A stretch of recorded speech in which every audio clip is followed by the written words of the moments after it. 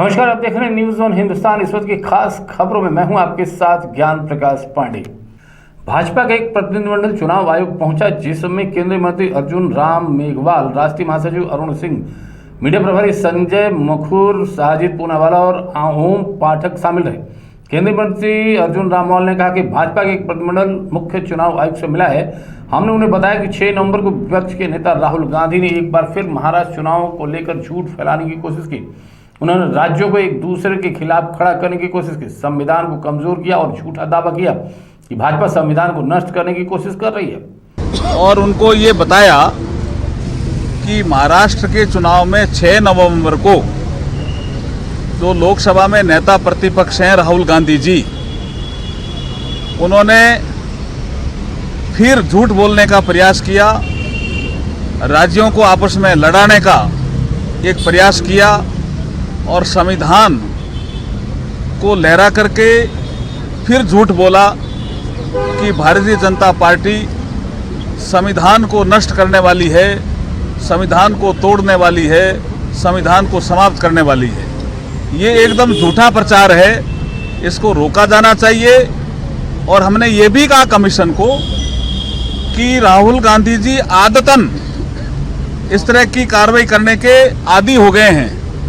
बार बार आपके कहने के बावजूद भी, नोटिस देने के बावजूद भी बाज नहीं आ रहे हैं। आपस में कभी भाषा के आधार पर, कभी इन्वेस्टमेंट के आधार पर ये लड़ाने का प्रयास कर रहे हैं राज्य के लोगों को, जो फेयर इलेक्शन की परिभाषा में नहीं आता है। तो हमने कहा है कि जो बीएनएस की एक धारा है 353, उसके तहत नेता प्रतिपक्ष लोकसभा में राहुल गांधी जी के खिलाफ एफआईआर दर्ज होनी चाहिए। ये मांग लेकर के हम आज इलेक्शन कमीशन के मध्य आए। भाजपा के राष्ट्रीय महासचिव अरुण सिंह ने कहा कि कांग्रेस पार्टी और उसका गठबंधन झारखंड और महाराष्ट्र में एक बार फिर हारने वाला है, जबकि भाजपा और उसका गठबंधन स्पष्ट जीत की ओर अग्रसर है। इससे परेशान होकर राहुल गांधी ने बेबुनियाद झूठ फैलाना शुरू कर दिया। चुनाव आयोग ने उनसे बार बार भ्रम और झूठ न फैलाने का आग्रह किया है। ऐसा है कि चूंकि कांग्रेस पार्टी और उनके गठबंधन झारखंड और महाराष्ट्र में फिर एक बार हारने जा रहे हैं और भारतीय जनता पार्टी और गठबंधन की सीधे सीधे विजय दिख रही है। इससे परेशान होकर के राहुल गांधी जी अनर्गल विलाप करना शुरू कर दिए हैं। और चुनाव आयोग ने बार बार बोला है कि आप भ्रम मत फैलाइए, झूठ मत बोलिए, संविधान के बारे में आप मत बोलिए कि संविधान समाप्त किया जाएगा। लेकिन फिर भी राहुल गांधी जी संविधान के बारे में झूठ बोलना, उसके साथ साथ महाराष्ट्र और गुजरात के लोगों को लड़ाना और यह भी कहना कि जो चांसलर हैं वह उनको ज्योग्राफी की, हिस्ट्री की, साइंस की जानकारी ही नहीं है। लगातार झूठ बोलना, झूठ बोलते चले जाना और सारे जो हमारी संवैधानिक संस्थाएं हैं उन पे आरोप लगाना, ये उनकी आदत बन गई है। इसलिए सब लोगों ने मिलकर के माननीय अर्जुन राम मेघवाल जी के नेतृत्व में हम सब गए और उनसे कहा गया इलेक्शन कमीशन से कि बार बार आप इनको नोटिस दिए हो। सैकड़ों नोटिस कांग्रेस पार्टी और राहुल गांधी जी को दी जा चुकी है, उनको वार्निंग दी जा चुकी है और यह वार्निंग दी गई है कांग्रेस पार्टी के राहुल गांधी या उनके नेताओं को झूठ मत बोलो कैटेगरीली। फिर भी झूठ बोल रहे हैं तो उन पे एफआईआर दर्ज करो और कड़ी से कड़ी कार्रवाई करो, जिससे उनको आगे सबक मिल सके पूरी इस मुद्दे को लेकर। Bureau report, news on Hindustan, Delhi. Ghaziabad जिला अस्पताल में वकीलों द्वारा पुलिस द्वारा किए गए लाठीचार्ज के विरोध में सोमवार को न्यायिक कार्य ठप रहा। जिले के अलावा पश्चिम उत्तर प्रदेश के 22 जिला अदालतों के वकील भी हड़ताल पर रहे। गाजियाबाद वकील बार एसोसिएशन ने सुबह 10 बजे से शाम 4 बजे तक न्यायिक कार्य नहीं करने का निर्णय लिया, जिससे कोर्ट आने वाले फरियादियों को खासी परेशानी हुई। वहीं उत्तर प्रदेश केंद्रीय संघर्ष समिति से जुड़े 22 जिलों के अधिवक्ताओं ने अनिश्चितकालीन हड़ताल में हिस्सा लेकर समर्थन जताया। दरअसल 29 अक्टूबर को जिला न्यायाधीश की अदालत में जमानत के एक मामले में सुनवाई के दौरान अधिवक्ताओं और न्यायाधीश के बीच जबरदस्त नोकझोंक हुई। जज पुलिस को स्थिति में नियंत्रण करने के निर्देश दिए। इसके बाद वकीलों पर बल प्रयोग किया गया। मामलों को लेकर अभिवक्ता भड़क गए और अदालत परिसर में तोड़फोड़ हुई। घटना में 3 नामजद सहित अज्ञात वकीलों का मुकदमा दर्ज किया गया। वकील जिला जज के रवैये और पुलिस के लाठीचार्ज का विरोध कर रहे थे।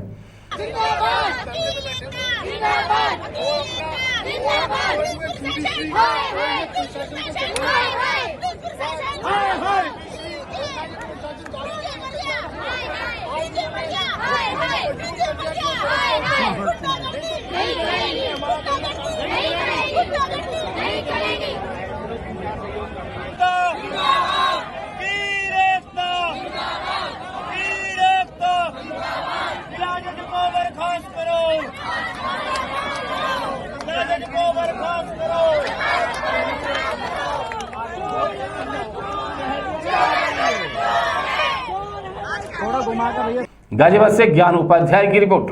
रायबरेली में टप्पेबाजों ने एटीएम कार्ड बदलकर 40,000 रुपए निकाल लिए। एटीएम कार्ड धारक टप्पेबाजी का शिकार होने के बाद दर दर की ठोकर खा रहे। मामला सालोन थाना के इलाके के सूची कस्बे का है। यहाँ सालोन के रहने वाले नंदलाल सूची कस्बा स्थित एटीएम से पैसे निकालने गए थे, तभी पीछे से एक टप्पेबाज आया और उसने धक्का दे दिया। धक्का लगने से नंदलाल के हाथ से एटीएम गिर गया। उसी दौरान टप्पेबाज ने गिरे हुए एटीएम को उठाने के दौरान एटीएम बदल दिया। थोड़ी देर बाद नंदलाल के पास 40,000 निकलने का मैसेज आ गया। जानकारी करने पर नंदलाल को पता लगा कि उसका एटीएम बदल गया। फिलहाल नंदलाल ने सलोन थाने में तहरीर दी है कि हमें सूची एटीएम में गए तो पैसा लेने। कब की घटना है? 9 तारीख की। क्या हुआ था? 9 बजे की।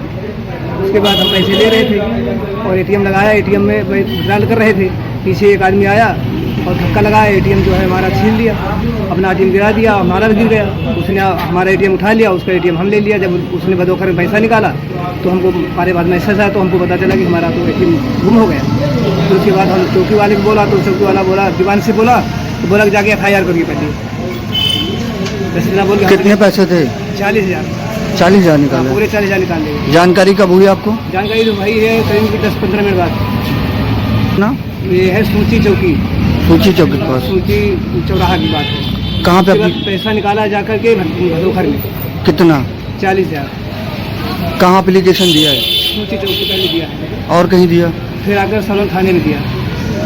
रायबरेली से वैभव सोनकर की रिपोर्ट। कांग्रेस की दिल्ली न्याय यात्रा का चौथा दिन था, जो शालीमार बाग विधानसभा से हैरतपुर होते हुए धीरे धीरे पूरी विधानसभा में दिल्ली कांग्रेस अध्यक्ष देवेंद्र यादव के नेतृत्व में कार्यकर्ताओं के साथ पदयात्रा की शुरुआत की।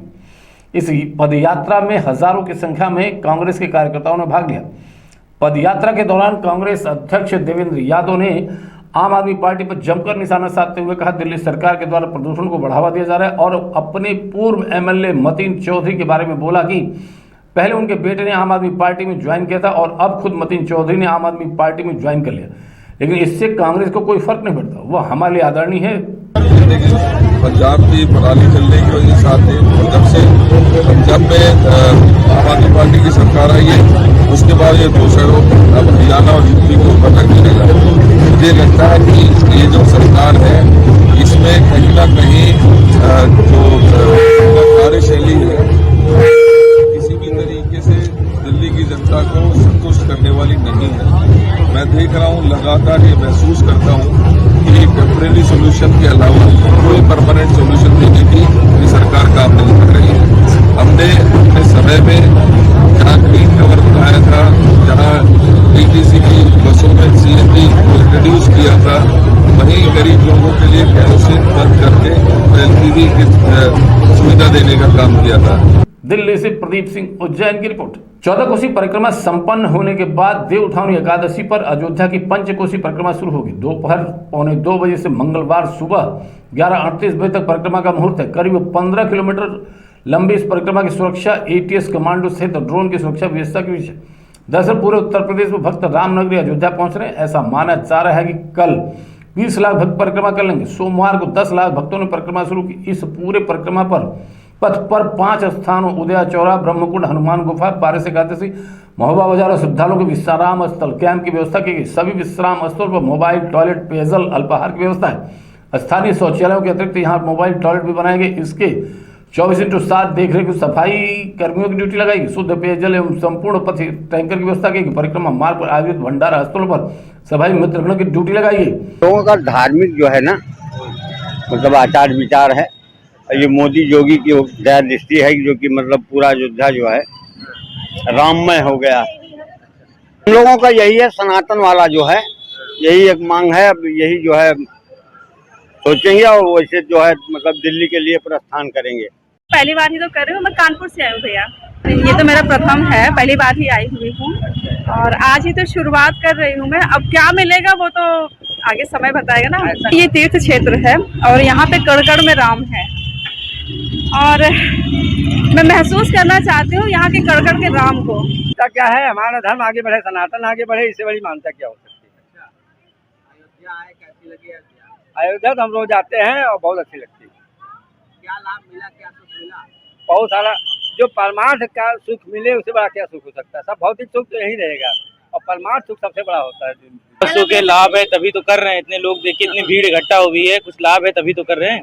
ये तो अपनी अपनी सबकी सोच है कि हाँ कुछ भगवान कुछ ऐसा है, मानता रहती है तो किया जा रहा है सब। अयोध्या से मयंक श्रीवास्तव की रिपोर्ट। बने रहें खबरों में, देखते रहें न्यूज़ वन हिंदुस्तान। नमस्कार। आप देख रहे हैं न्यूज़ वन हिंदुस्तान।